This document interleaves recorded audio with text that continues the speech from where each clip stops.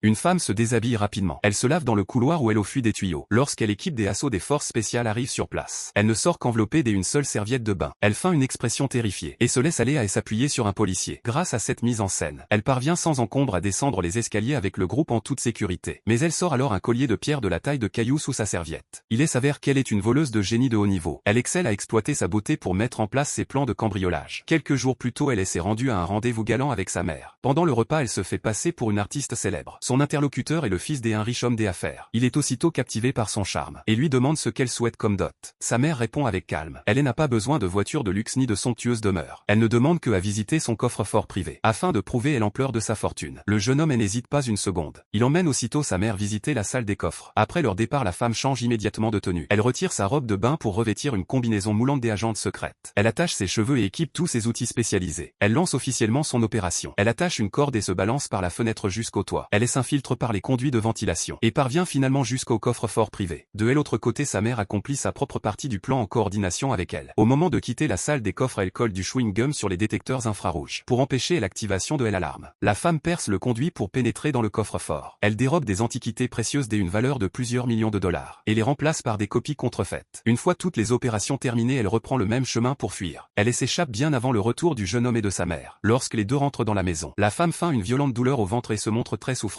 Le jeune homme se précipite aussitôt pour la soutenir. Soudain, l'alarme du coffre-fort retentit. Le jeune homme se hâte d'aller vérifier la situation. La femme profite de ce moment pour remettre ses vêtements en ordre. Au moment où tout le groupe sort du bâtiment, les agents de sécurité éprouvent des soupçons et inspectent leur sac. Mais ils ne découvrent aucun objet volé. Les deux femmes quittent les lieux avec assurance et désinvolture. Les antiquités avaient déjà été transportées à l'avance par les complices de la femme. Cet homme fuit partout pour échapper aux soldats allemands. Il s'est caché pendant de nombreux jours dans un immeuble abandonné. Il survit tant bien que mal en ramassant des restes de nourriture et en buvant de l'eau sale. Le lendemain, les Allemands mettent le feu à ce bâtiment. Pris de panique, il s'enfuit aussitôt du bâtiment. Il escalade le mur pour sortir à l'air libre. Les ruines de la ville dévastée qui s'offrent à lui serrent le cœur. Il circule parmi les maisons détruites à la recherche de nourriture. Il trouve par chance une petite boîte de conserve. Ce soir-là, alors qu'il s'apprête à ouvrir la conserve, le récipient lui glisse des mains. Un officier allemand apparaît soudain devant lui. La peur lui coupe la parole. L'officier lui demande pourquoi il se cache ici, puis lui demande quel métier il exerçait avant la guerre. L'homme répond qu'il cherche simplement de quoi manger. Avant la guerre, il était pianiste. L'officier ne le croit pas. Il lui demande de jouer un morceau de piano s'il ne ment pas. Les doigts de l'homme laissent éclore une mélodie. L'officier écoute en silence. Il finit par le croire, profondément impressionné par son talent de musicien. L'officier lui demande où il se cache et s'il a de la nourriture. L'homme avoue ne rien posséder. L'officier ne lui prend pas la vie et s'en va. L'homme sauvé par miracle est bouleversé. Il pensait certainement devoir mourir. Quelques jours plus tard, l'officier revient et apporte de la nourriture. L'officier lui dit que les armées soviétiques ont atteint la frontière. L'Allemagne a de grandes chances de perdre la guerre. Il lui conseille de rester caché encore quelques semaines. Tout ira mieux ensuite. Après bien des jours, l'homme mange enfin à sa faim. Il est sincèrement reconnaissant envers l'officier. Il se promet intérieurement de ne jamais oublier cette faveur. Peu avant que les soviétiques repoussent progressivement les Allemands, l'officier vient le voir pour la dernière fois. Il lui laisse de la nourriture et une épaisse veste chaude. L'homme ne sait pas comment lui rendre cette bonté puis l'officier part. Plusieurs jours après, il entend des véhicules diffuser l'hymne polonais. Il comprend que sa patrie est libérée et saute de joie. Mais à ce moment-là, une femme crie qu'il est un soldat nazi. Tout simplement parce qu'il porte la veste allemande. Des militaires se précipitent aussitôt pour l'arrêter. Il lève les mains haut et crie qu'il est polonais. Il explique avec acharnement qu'il porte cette veste uniquement pour se protéger du froid. Les soldats finissent par accepter ses explications. Quelques semaines plus tard, les soldats allemands capturés sont enfermés dans un camp de prisonniers. Un soldat juif houspille les prisonniers. Le gentil officier allemand s'avance. Il lui demande s'il connaît ce pianiste. Ce soldat juif est justement un ami du pianiste. L'officier lui donne le nom du pianiste. Il lui demande de transmettre un message s'il en a l'occasion, essayer de le faire sortir du camp. Le pianiste apprend la nouvelle et se rend aussitôt au camp de prisonniers. Mais tous les captifs ont déjà été transférés ailleurs, personne ne sait où il se trouve. Finalement, le pianiste commence une nouvelle vie à Varsovie. Il reprend son poste au sein de l'orchestre pour jouer du piano, tandis que cet officier allemand qui lui avait sauvé la vie trouve la mort pour toujours dans le camp de prisonniers. Chaque fois que cet homme séjourne dans un hôtel, la première chose qu'il fait est de poser un verre sur la poignée de la porte et une couvercle de casserole sur le sol. Il peut aussitôt remarquer si quelqu'un tente de pénétrer dans la chambre. Peu importe le prix du téléphone portable, il le brise après chaque appel téléphonique, afin d'empêcher toute personne de le localiser par géolocalisation. Même pendant son sommeil, il programme une alarme toutes les 30 minutes. Il ne s'endort jamais profondément pour éviter toute attaque surprise. Mike n'est absolument pas un homme ordinaire. C'est l'un des tueurs à gages mortels les plus réputés au monde. Ce jour-là, sa mission consiste à assassiner un millionnaire. Mais au moment où il est s'apprête à viser. Une femme s'avance soudain devant lui et bloque le meilleur angle de tir. Quelques instants plus tard, la cible apparaît enfin. C'était l'occasion parfaite pour tirer, pourtant Mike remarque que son rythme cardiaque atteint 65 battements par minute. Ce rythme est légèrement trop élevé pour un tir de précision au fusil de sniper. Il n'a pas le temps d'attendre plus longtemps et appuie sur la détente immédiatement. Il voulait tirer une seconde balle mais les rideaux se ferment complètement au même instant. La mission est déclarée échouée. Mike range rapidement tout son équipement. Il ramasse les douilles vides sur le sol avant de partir. Il ne laisse jamais aucune trace matérielle de son passage. Il monte sur son vélo électrique et disparaît bien avant l'arrivée des policiers. Pendant sa fuite, il se débarrasse du chargeur de son pistolet et de son sac à dos. Il ne circule que dans des ruelles étroites rarement surveillées par les forces de l'ordre et jette son casque dans la rivière. Ensuite, il entre dans les toilettes à côté d'une supérette. Il se nettoie minutieusement tout le corps, se rase la barbe et change de vêtements. Il vaporise du parfum pour masquer son odeur corporelle, afin d'échapper au chien policier pisteur. Il prend ensuite un taxi pour se rendre à l'aéroport. Soudain, un chien policier le fixe droit dans les yeux sans bouger. Il quitte aussitôt la file des attentes et se précipite dans les toilettes où il se lave les mains 10 fois de suite. Il jette même sa montre pendant ce nettoyage. Il utilise une fausse pièce d'identité pour racheter un billet et parvient finalement à passer le contrôle de sécurité. Il appelle son commanditaire pour lui avouer l'échec de la mission. Dès la fin de l'appel, Mike retire la carte SIM de son téléphone et la casse complètement de ses mains. Au dernier moment, il change brusquement d'avis et renonce à embarquer dans l'avion. Il décide de passer la nuit dans un hôtel proche de l'aéroport. La nuit se déroule sans le moindre incident. Le lendemain matin, il inspecte soigneusement les alentours. Peu de temps après, il prend un autre vol et rentre sans encombre dans sa ville de résidence. Il monte dans son pick-up pour rentrer chez lui. Il change de trajet à plusieurs reprises sur le chemin pour vérifier que personne ne le suit. Il parvient finalement jusqu'à sa cage secrète. De fines traces sur le sol attirent son regard. Il suffit d'un seul coup d'œil pour qu'il déduise que quelqu'un est déjà venu sur ce lieu. L'homme garde constamment sa fille dans une petite cabine étanche à oxygène. Chaque fois qu'il apporte de la nourriture à sa fille, il ne peut que se tenir à distance. Le père et la fille ne peuvent se voir que à travers une vitre.